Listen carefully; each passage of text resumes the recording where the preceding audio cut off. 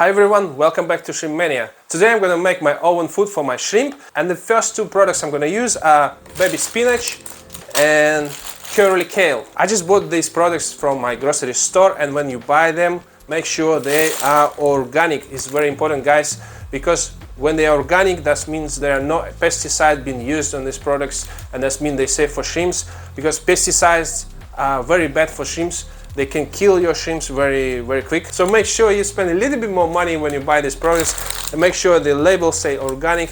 That's gonna be a little peace of mind for you. I just opened one bag and I have two trays. You simply put it on your tray, wash it first, of course. Put it on your tray like this, and just open the baby spinach as well. Put it on another tray like this. And then you just leave it somewhere in the warm place, like your bedroom by your radiator, or if you're lucky enough and you have a good temperature and the sunshine in your country, not like in the UK where I live, then you put it outside on the sunshine. Yeah, it's going to be even better. So after about a few days it's going to be dry, and once it's dry I'll get back to you. Our third ingredient is soya beans, and I like to add soya beans because they're full of protein, and I prefer my food to be a complete all-around food containing protein, vitamins, plants, so all sort of things. And I simply put the soybeans inside the coffee grinder and grind them to the powder. Here you go, they've been dried, and I dry them by the radiator.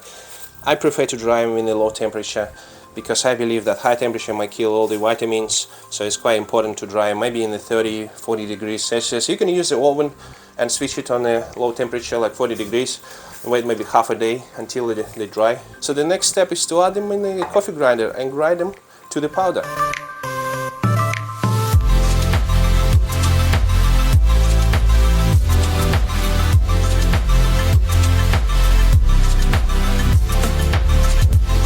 So I'm also gonna add some organic chlorella and organic spirulina powder. I did a 50% mix of each component. This is the grinded kale, and this is the grinded spinach and the grinded soya beans. I'm also gonna add a little bit of mineral powder to the mix, just half of the teaspoon. So roughly I have 1 part of each component, and now I'm gonna load it to my coffee grinder and mix everything together, and I'll get back to you.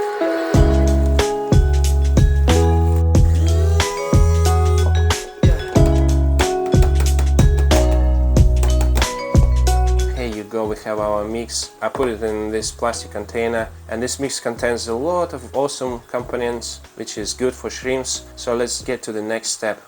So the next step, and what I normally do, is I put this powder on top of the plastic sheet, add some water and make some paste. So this is what I'm gonna do now. I don't normally use too much because I prefer to feed my shrimps with the paste. Also I feed them with the solid food, but I don't need too much solid food because I do the paste quite often. I do more than I needed, so I always have some left over. You can see what I mean, yeah? So I put a little bit powder. I fill syringe with the aquarium water. I put a little bit of water on top, so create a little hole in the middle. Put the water here, and then try to mix this with the water, yeah, to create a paste.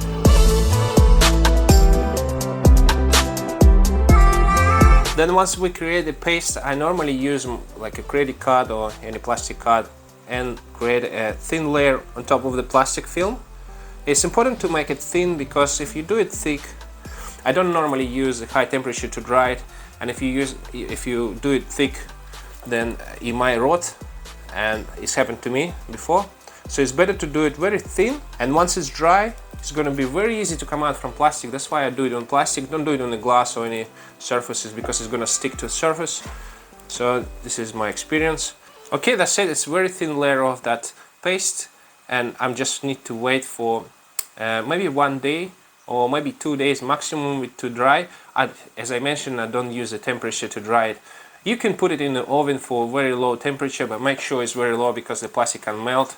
If you do it a thin layer, it's going to dry very quickly. And I also prefer to feed my shrimps with the paste, and I'll tell you why in a second. I'm going to feed my shrimps, I'm going to show you. I normally do it quite a lot, and I feed my shrimps with the paste, and then the rest I just dry and store it, and then I feed my shrimps with the solid food as well. So this is a very good recipe. I think it worked very well for me. It smells quite good. I like it. It smells like herbs or spinach, and I'm sure shrimp's gonna like it. So let's feed the shrimps with this paste, and then we get back once it's dry out. I'll show you how it looks when it's dry out. Here you go, I just started feeding my shrimps with this paste food, and what I really like about this food is that it's very easy to break, and you can see once the shrimps start eating this food, they breaking it into little pieces, and these little pieces start to float around the tank, and then they settle down to the bottom, and then all the shrimps in the tank, including little babies, can get very easy access to this food. They don't really fight for this food, they just grab the piece and then stand next to it and then eating it very peacefully, and everybody happy, nobody fighting. Yeah, I know, maybe it's not as enjoyable to watch the shrimps eating this way, and it's more fun to watch them when they attack the food and fight for that, like when you feed them with the normal solid food. And believe me, this is much better this way, because every shrimp can get their own piece of food and then peacefully eating in the corner of the tank without any interruption. And basically this food works like a combination of the powder food and the solid food, and that's another reason why I don't feed my shrimps with the powder food, simply because I feed them once a week with my paste food, which works similar to the powder food.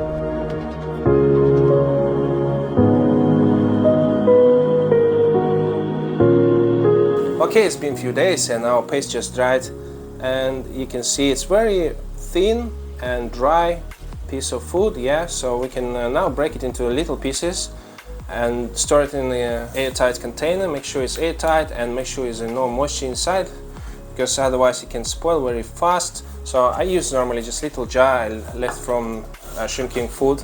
So I put the name, my DIY food, yeah, and the date when I made it. So now I can break it into little pieces and keep it in this jar. I normally feed my shrimps once a week with my DIY food, so let's give them a piece and see how they react.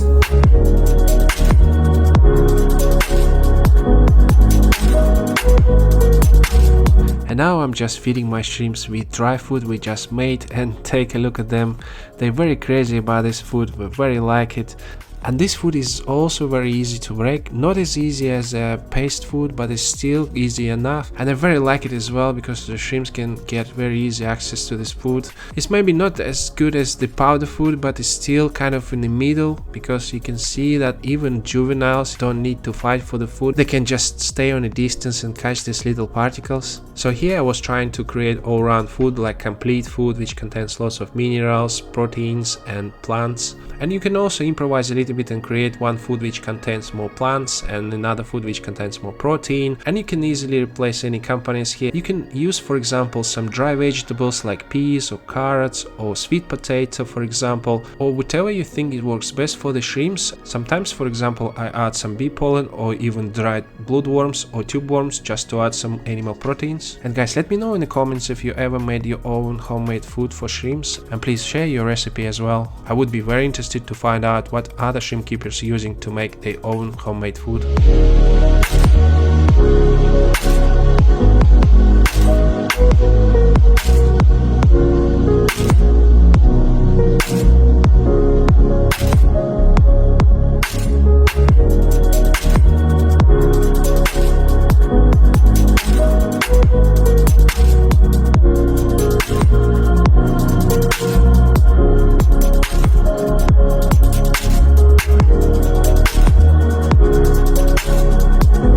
Very much appreciate you watch this video, and if you enjoy that, please give me a like. It helps a lot to spread this video to other people, and thank you so much once again, and I'll see you in the next one.